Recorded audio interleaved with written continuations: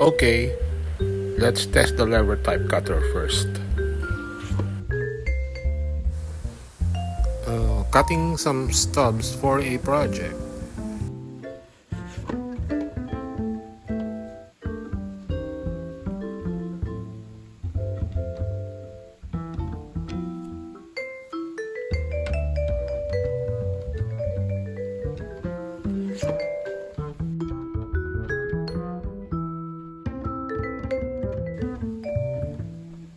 Now it's the sliding cutter.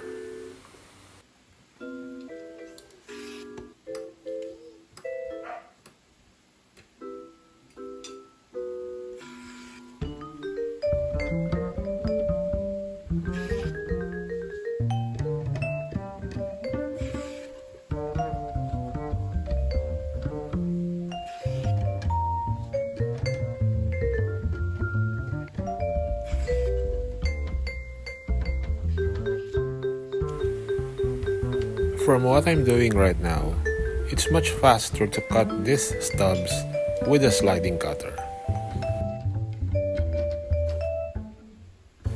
Testing these several sheets of stubs, I can see that I can cut much faster with this.